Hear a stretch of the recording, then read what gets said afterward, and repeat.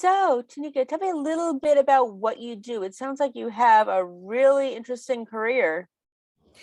Oh, yeah. I mean, that's a loaded question. What do I do? I've had lots of chapters in my life from the second that I graduated from college, I went into wanting to be in production. So really understand the inner workings of how television and film work. And I was the stage PA on Friends, and I watched them go from nobodies to the most famous people in the world in like a month. That was such an incredible education, though, to what grips do and lighting people. And that was just the beginning of me understanding that this is a business that is really attractive to me. The executive producers insisted that I be in these scenes, and that's how I got my SAG card. So from there, I ended up doing some acting and really found my lane when I went out for an acting audition, and it was for a hosting jobs way in the beginning when hosting wasn't even a career. And I absolutely fell in love. I fell in love with the connection that you can make with people, the authentic sort of communication between people, that it wasn't like lines that somebody gave me. And I was like, this is my jam. And from there, hosted a bunch of shows for Lifetime, and then ended up on an entertainment magazine show where I got to talk to the most incredible people on the planet who are very good at what they do, connect with them for a moment. And over the time, I was like, I got to shine a light on them and what makes them special for the audience. So that was really such a great love for me. And I really enjoyed it. Did it for a long time. I've been on TV for about 20, almost 22 years now. So from there, I had a baby 7 years ago. And Congratulations. thank you. And fast forwarding. And, that lifestyle of being an entertainment host, journalist there are no days off. It's nonstop.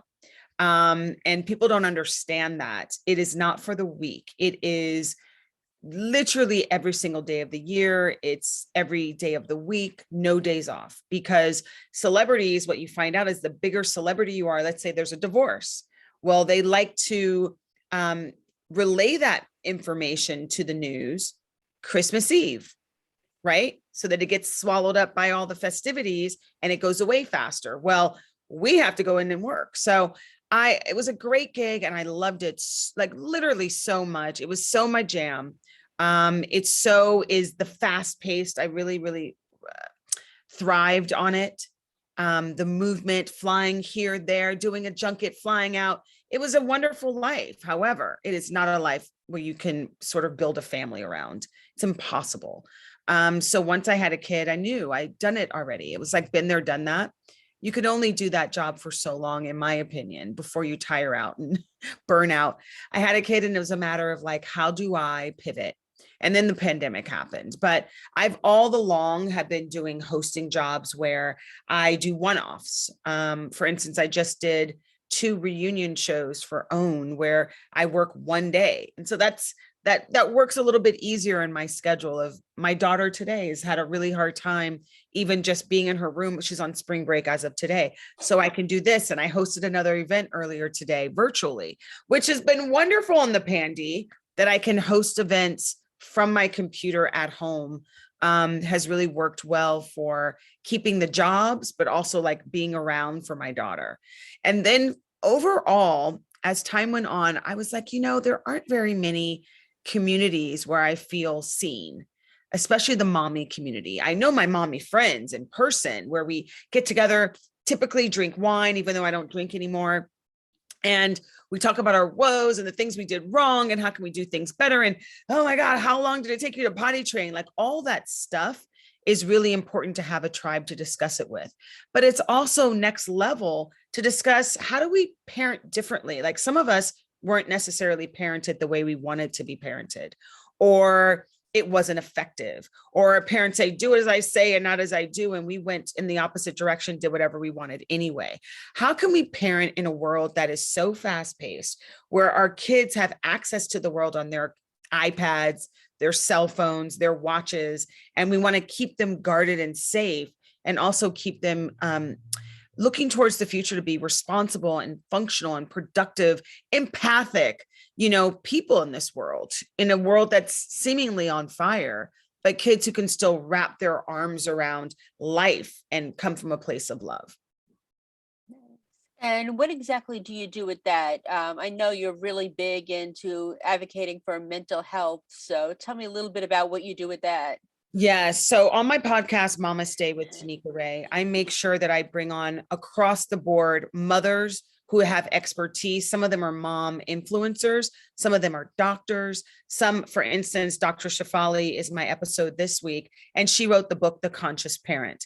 And so it's about some of us were raised with trauma. Our family went through trauma, whatever their mothers went through is passed down through these generations, and we never deal with it. So we just mother from this sort of broken system. So we talk a lot about breaking generational curses.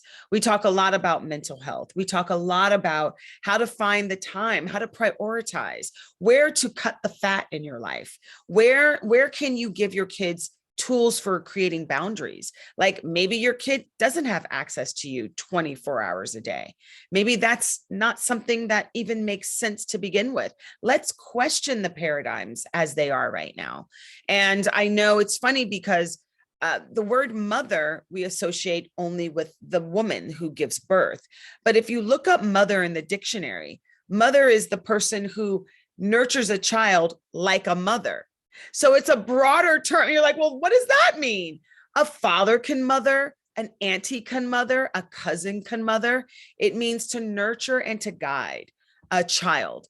And so we have to broaden that and go, why has it been dumped only on the mom who gave birth, who once you add all the responsibilities of mothering, and then as my friend Eve Rodsky calls the invisible labor, once you add that on top, no wonder men don't really want women in the workplace. No wonder they want to dump it on the mom, because then we don't have the time or the space to run companies. Because being a mother, in quotes, and mothering with all of it dumped only on one parent is more than a job and a half. You don't have any other space in your life for anything else. So it's about how to re-examine the paradigm, how to build your tribe, the people in your life that you trust, the aunties, the cousins, the best friends who can all, because we used to raise children in community. We have to learn how to continue to do that. And ways in this 2022 world, how do we do it today where it's not weird? For me, I've literally built a community of my best friends. We all love children. They all love mine. How I don't tax anybody like, oh, can you watch my kid today? It's not about that. It's more, first, obviously, is her father, right? I work, he works. We have complicated, he's a television producer. Our schedules are all over the place. Then I also have my parents. I also have my brother. And then I have, excuse me, best friends. So how can we build our tribe around our child and best utilize our tribe, not in any way to tax them, but just to make sure that we can have full response, we can have responsibilities, but we can also have our opportunities that we can take without just being a mom, having to turn everything down because we have our kid and we can't possibly figure out how to navigate around the 24 hours in a day that we have. And what would you say was the biggest challenge you had in making all this happen in your life? The biggest challenges with negotiating time. I mean, that's the hardest thing, is that in my career, I'm still in television. My podcast is a little easier because that's solely on my time. I put out a Calendly, I can mark it out, it's organized. As far as other jobs that come in, it takes a little bit of maneuvering. Like I had a gig yesterday that required, one of my best friends had to pick my daughter up from school because yesterday was the last day before spring break. And then I had to, she's so lovely. I feel bad saying, do you think by any chance? And she's like, absolutely, I got it. Go take the opportunity. And I think women, especially women that have been mothers, they totally understand that. In my magical dream, apartment buildings would be all filled with single moms. Like, give me an apartment that's nice. That's like, back in the day, that used to be it. It was just single women would be able to move into this apartment, or single men. I think there's something really awesome to that. Like apartment building or a condo building that's all single moms, so we can parent together. And we can depend on people who understand the plight of being taxed in every direction. So for me, the hardest part is when things pop up, I got to make sure my kid is taken care of. No matter what, her dad takes her to school every day, but I pick her up. So I've got to 3 o'clock, I've got to figure that out every single day, no matter what. But let me tell you, it doesn't mean that I'm going to figure it all out and I'm going to be able to take every opportunity. It's impossible. Right. Somebody asked me this question before. You have to figure out where you have to say no, unfortunately. Sometimes your no is your only option, but you have to understand that everything in this life is cyclical. A no today means that something greater down the road will pop up. And we have to have faith in that. We get very desperate with, I got to say yes to everything. And sometimes when all your routes don't work, that's the universe going, it's not meant to be right now. Like you have to surrender to that. Exactly. And I think you are such a good role model for women out there because I could tell that I've listened to your podcast. I think you're fantastic. Thank But yes, but you seem to balance it all and you're a great role model for women. And I hope people watching this could see that. you. Yeah. Well, I definitely didn't set out to be a role model. I definitely set out to find like-minded moms outside of like the couple of moms I might hang out with at the park, to sort of really build a collective of moms who understand that it's new territory we're charting on. The 60s mom was very specific. She stayed home and she was happy to stay home. And then inflation happened. And it was like, I don't even know if there are moms. I mean, very wealthy can afford to have the mom whose sole job is to take care of the kids. But for the most part, we're two parent working household, this country.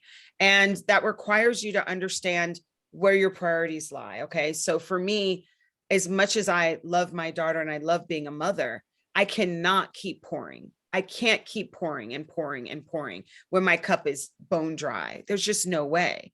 So in those 6 hours that she's at school, we must maximize those 6 hours. So if you're an entrepreneur, if you're going to work is another jam.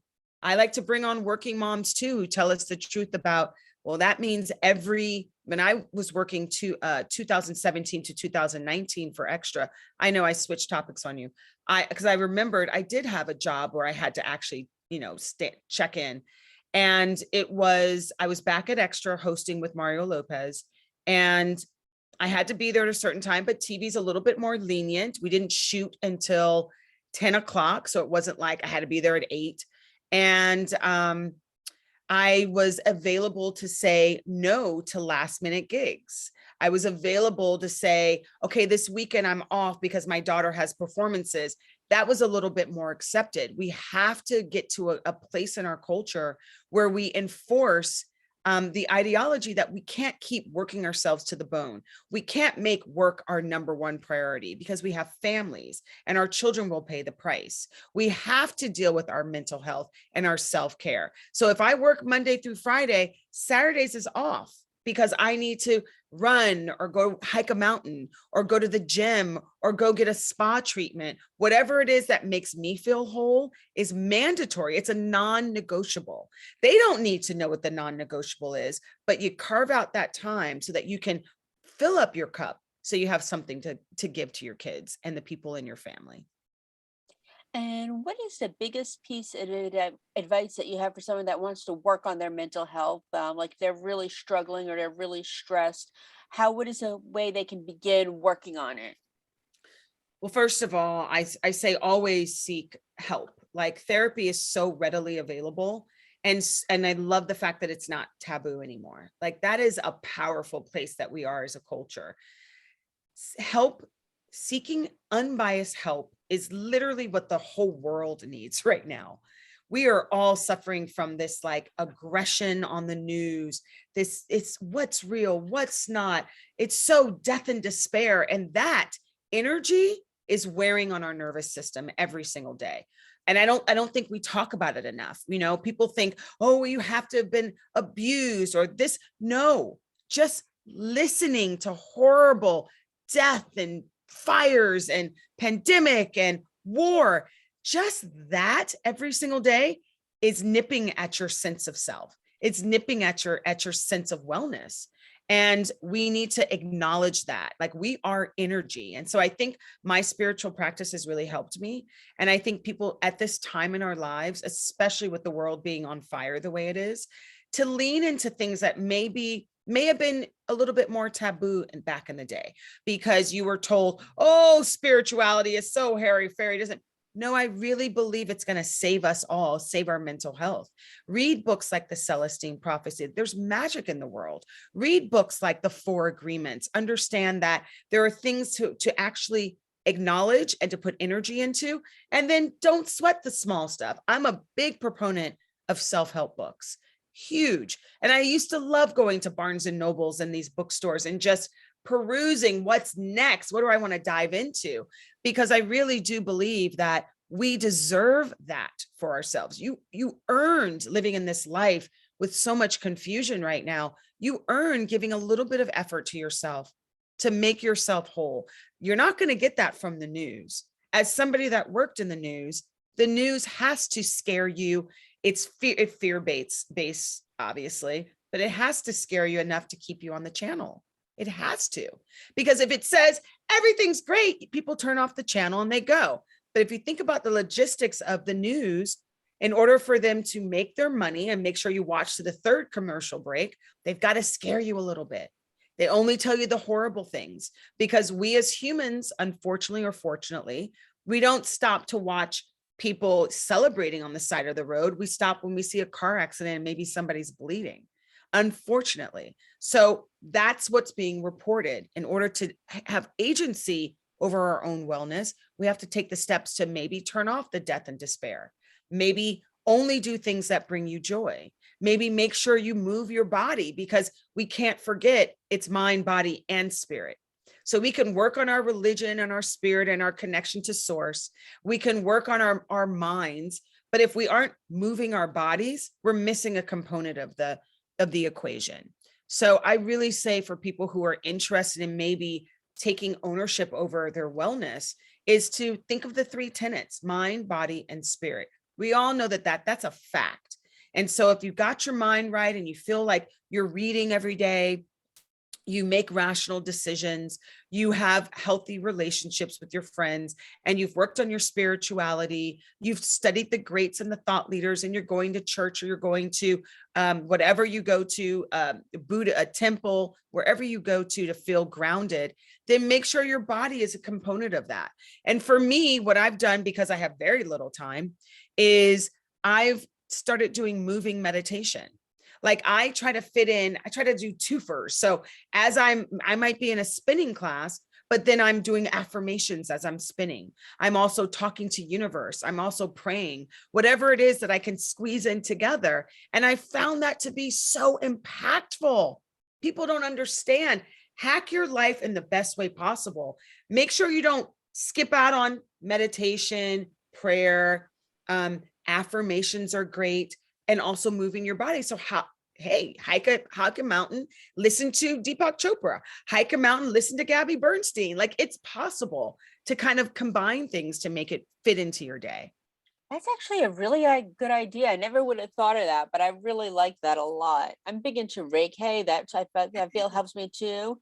I'm Love it. actually certified in it. I have to go back and get more certifications for it, but I did take a class with my mom and my brother, and it helps so much.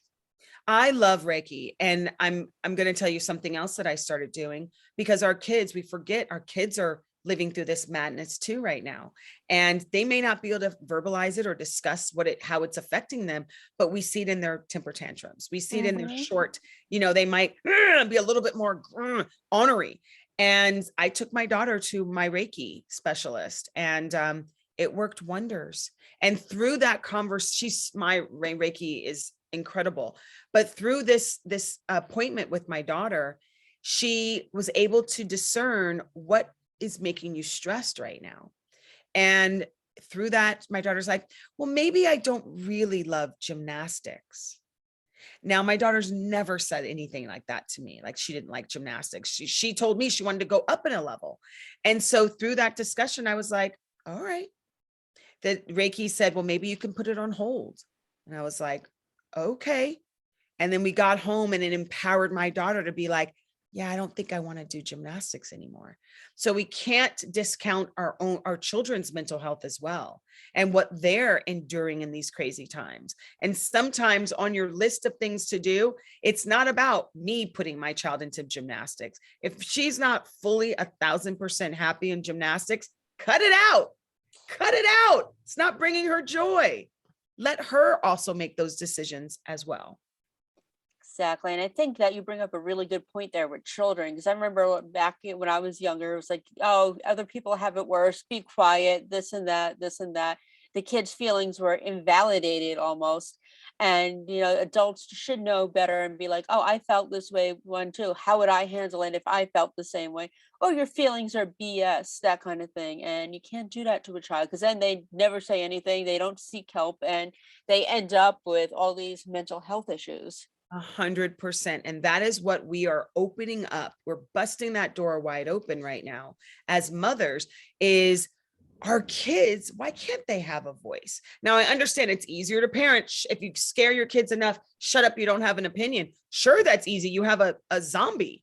You're carting around everywhere. Now go eat your lunch, zombie. Of course, that's an easier way to parent. They're going to be screwed up. They're going to need a lot of therapy. They're going to be confused about who they are and what their genuine likes are. And I've seen it from very different angles. And I vowed to myself when I had a child that I was going to give her an opinion. I was going to let her choose the course of her life within boundaries, of Oh course. yeah, But definitely. but I was forced to play piano and I hated piano. I didn't like it. My mother still to this day is like, she has to play piano. And I was like, well, I mean, I don't want to go through the torture of trying to sit her down. She's broken her what do you call it, little piano keyboards because she doesn't want to do it. So why add that to your plate, moms? We have to listen to them because you're just making your life harder by saying you have to do something. When kids don't want to do something, sometimes they don't say no. They do it and then they make you pay for it by making it harder, losing the piano book or losing the forgetting how to play or not showing up on time or having a temper tantrum before class. I mean, all these ways that children communicate are inconvenient. But if we just ask, do you want to play piano?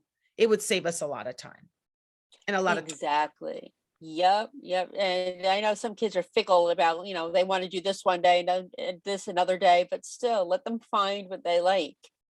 Yes, if you have the means, and I'm not saying it's everybody, trust, I'm not ignorant to that. But if you are a family that's already putting your kids in extracurriculars, I say before they're 7, let them do everything. Everything. Lego this, softball that, whatever. See what sticks. By the time they're 7 or 8, they really know what they like. And I was a kid who really knew what I liked and didn't like. This is the part, it never changed. So as much as the parents like, oh, it's just a phase. No, I was a 7-year-old, very clear about I wanted to be on TV. That it was an empty dream at 7 years old. Maybe it was what universe was telling me I was supposed to do, but being on TV was a goal at 7. I didn't know what it was going to look like, but it never changed. I've now been on TV for 22 years. So kids know who they are. They come here perfect. And I always say it's the Lady Gaga song, even though that has a lot of definitions, but kids are literally born who they are in, Exactly. in every way. Little kids who, like my niece has always made little things. She's an artist. She's been an artist since she was 3. She will now live her entire life and be an incredible artist. So why are we messing with them? We screw kids up by telling them who they are when they already know who they are. We say, no, no, no, you're this.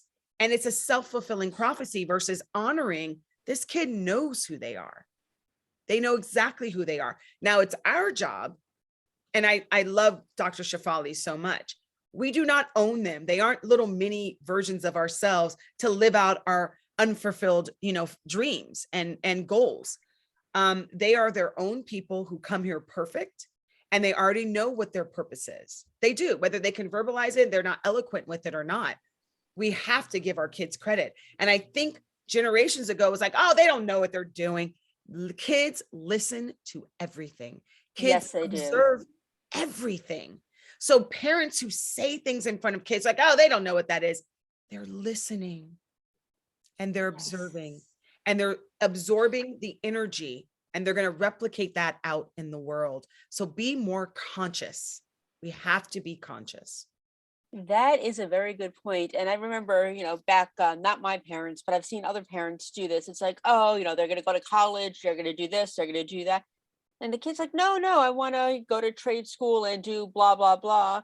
Or they're told, if you do this major, you're not going to succeed, you're not going to make money. It was all about the money. And it's like, if they're not going to be happy, who cares how much money they have? Because they're not going to be happy. Let them do what they want. They'll find their way. And even if they have a job, say at a store or in an office, they can always do their other passion projects on the side.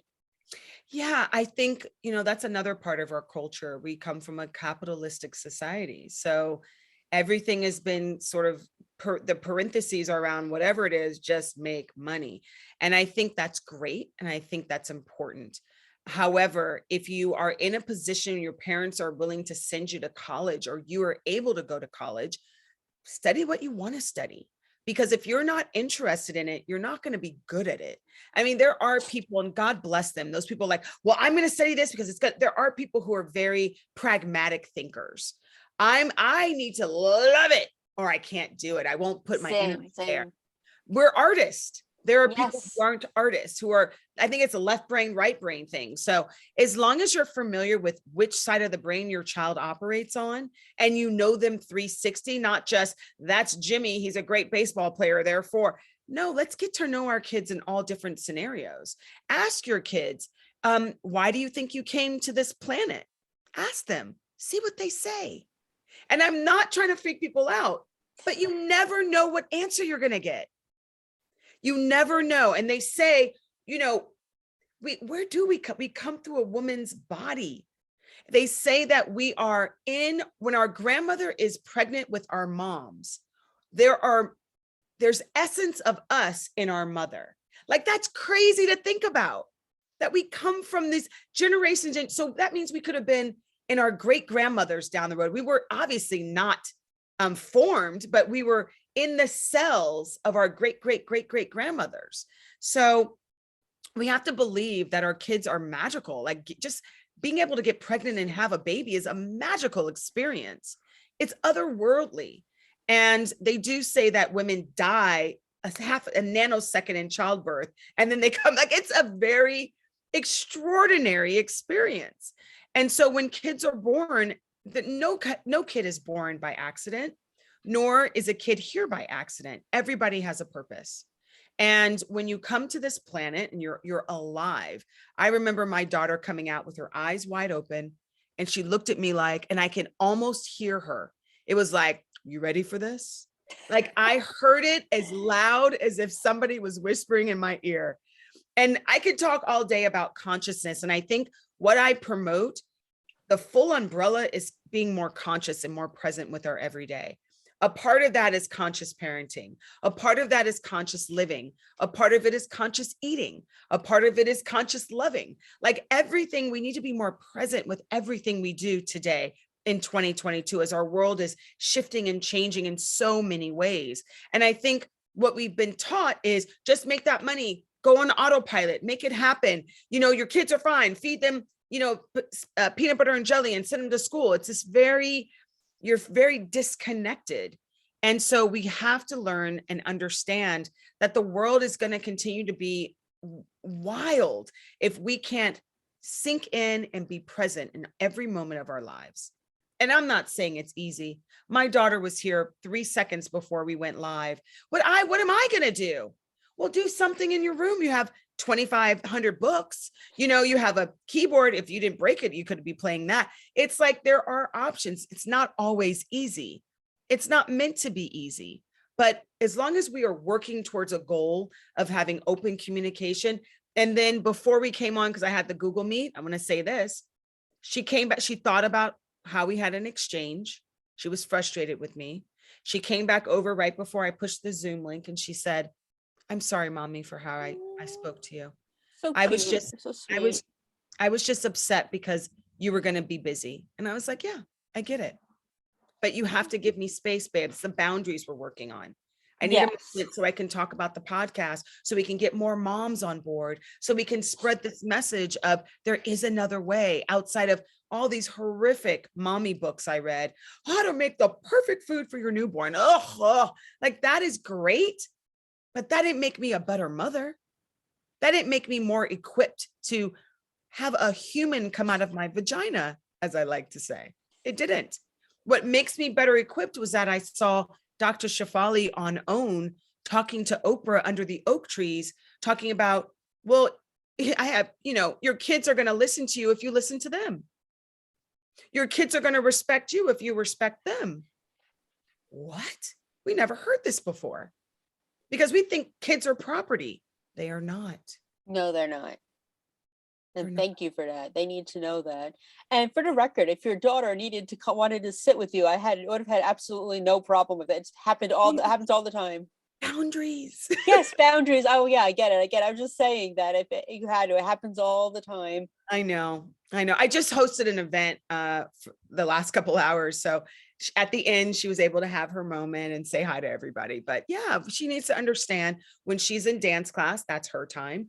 And we're starting to work on every day. She needs to spend 5 minutes in silence in her room. She can pray, she can talk to God, she can talk to herself, she can talk to her imaginary friends, she can draw, she can do whatever she wants. It gives them a chance to understand that every second of the day doesn't have to be choreographed. And I'm not her entertainment coordinator. And I think when we were kids without iPads and stuff, we spent a lot more time in silence and it wasn't a big deal. And we were able to create and be imaginative. They're so used to being like stimulated at all times, they don't know what to do. And it's a bad creation. That's a bad rhythm that we're creating right now with you've got to be entertained all day. It's like, that's not true. We got to take Yeah. it. Let's go more old school in some of the things that we are doing. Oh, absolutely. I love my quiet time. But yeah, I remember even when I was growing up, I know some people were like, "Oh, if you're not entertained all the time, you're not going, you're lazy." And it's like, "No, you're not. You need time to unwind. You need your time to just let go." Just be with yourself. Like, Exactly. like there are people who don't know that they have an inner voice. Mm-hmm. They're like, you can hear things. Yes.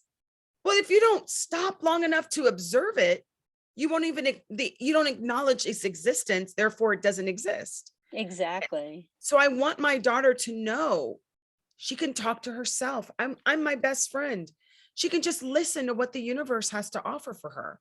We haven't tapped into our greatest potential yet. And we're not going to do it by moving and shaking all the time. It's like movement is the greatest distraction. There's so many memes about this. Being busy doesn't mean that you're productive. Exactly. Yes. Yes. Now, what's next for you? Speaking of everything, you have your podcast, you're a mom, you have a lot of hosting gigs that you're telling me about. What are you up to next? I'm always expanding. I'm solely, that's my main gig, is focusing on Mama Stay and the world that it encompasses. I started this podcast in October and it has already grown and I'm seeing, events in person.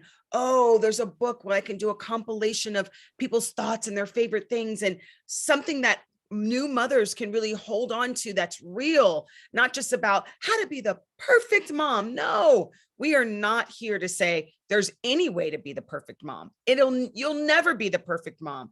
A person who says they're perfect is the scariest mom on the planet because there's just no way. It is a living, breathing job. Every day is different. What you did yesterday, you could have killed it yesterday, right? You can try to cut and paste to today and fail. So you have to know that it is a moving thing. We are constantly evolving as mothers. And if you accept that every day is going to be different, that every day you can utilize the tools you used in the past, but you might have to use them in a different way today. If you can acknowledge that and surrender to that, you're winning, hands down. Winning. Your kids know when you're paying attention to them. Trust me, I've tried it.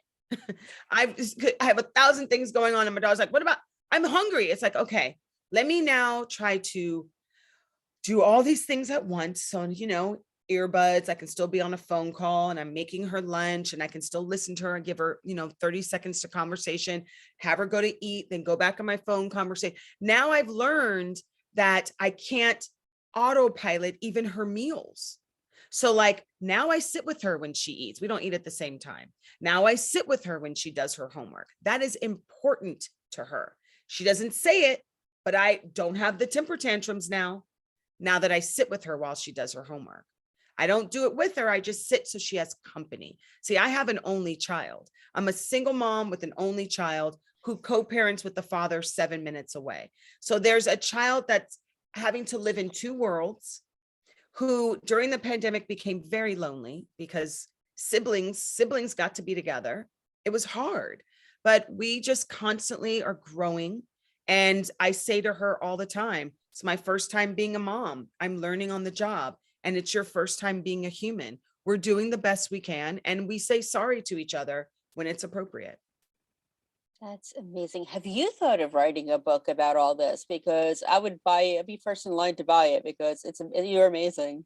Thank you so much. I have this, but I wouldn't have gotten to this point if I didn't start the podcast. Like that was the gateway to me going, oh, I love this world. The way that we were parented wasn't necessarily the best way. Don't speak until spoken to. Kids don't know what they're talking about.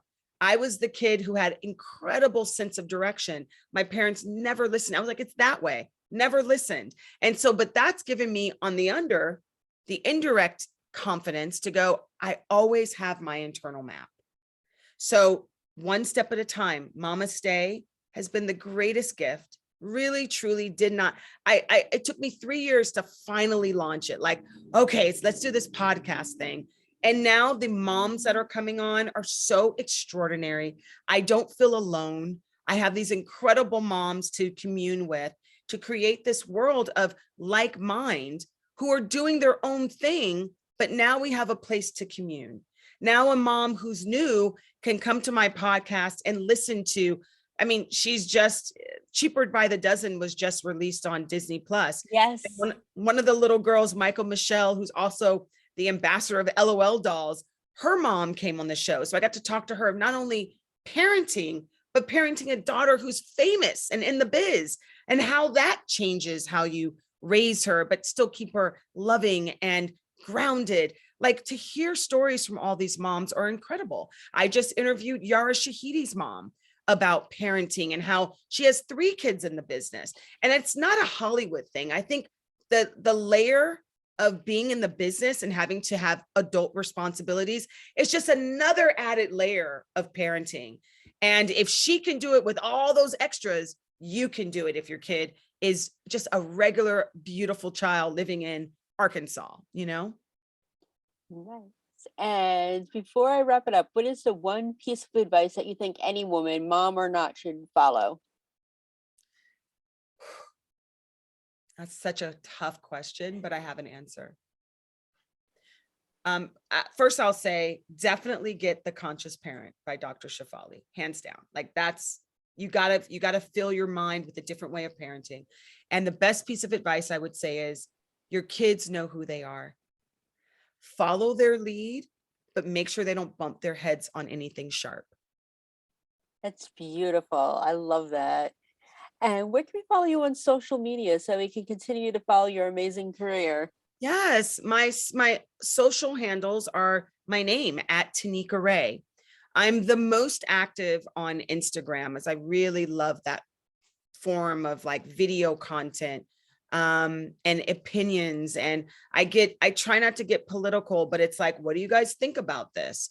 And bringing the dots together, like this judge, Katanji Brown Jackson, it's just such a fascinating social experiment that we're all watching of these people just trying to discredit her. And you're like, what's wrong with her? I don't understand. Yeah, she's amazing. She's amazing, unless it's something you're not admitting that it is. You know what I mean? Like, Yeah, let's yeah, get yeah. down to the realness. Like you guys are kind of telling on yourselves, but all of that is about conscious parenting, seeing life as it truly is, not through the filter of a fantasy or what you've been told. So they told you something on the news, therefore it's true. I don't know. Maybe do your own research. And that's what being conscious in every facet of your life is about. It's about living through your experiences. It's about learning from the people that resonate with you. It's about researching what feels right, not just what you heard, not being lazy, like, oh, they said it, therefore it's true. Oftentimes it's coming from an angle that doesn't serve you. So coming from news, I'm just very clear about we have to do our own research. You have to experience your own life. You have to find like-minded mommy friends so that you can share notes. And then Mama Stay is here for you. Mama Stay with Tanika Ray is here. If you don't have friends of like-minded, we're here for you to learn, to grow. We're going to evolve together and go through obviously there's going to be lows, but there's going to be some beautiful highs too. Very nice. Well, thank you so much for taking the time today. I appreciate you, and I can't wait to have you on again soon. Yes, thank you for having me. I so appreciate you, Sammi. I appreciate you too, and you're always welcome on the show. Thank you. And what's the name of the show? It's called Grapevine and High Heels with Sammi. I love that. Are you wearing high heels now? No, I'm wearing slippers now, but I have two websites, TV Grapevine and Football and High Heels, the latter of which started as a parody sports site. And then I just combined the two names to come out with my show. Here she is. Hi. She made her debut. Hi, what's your name, sweetheart? My name's Nyla, and I'm 7 years old, and I'm in second grade, and I'm making an Oprah Winfrey project right now, and it's a book report. Very nice. Do you like Oprah? Yeah, me too. I remember when I was your age watching her on TV. Well, what's special is Oprah blessed my belly when she was inside me. So we have a little connection with O, don't That we? is beautiful. And Nyla, what do you want to be when you get big? I want to be a television host. I've never heard you say I that. also want to be a singer, and I want to be a dancer, and I want to be an actor. Okay, well, you know what? Maybe one day you can perform on my show. Would you like that if mommy says yes? You're being so quiet. It's hilarious. Yes. Well, go I ahead. eyes when that I came out with. Yes, that's the first thing I saw. Eyes like that when she was born. I was like, oh gosh. Well, and such beautiful eyes they are. Well, you and mommy have to come back on my show one day. Would you like that? Yes. Oh, well, thank you so much. You both are wonderful, and I can't wait to talk again soon. Thanks, Sammi. Have a great Thanks. Friday. You too. You too. Bye. Bye.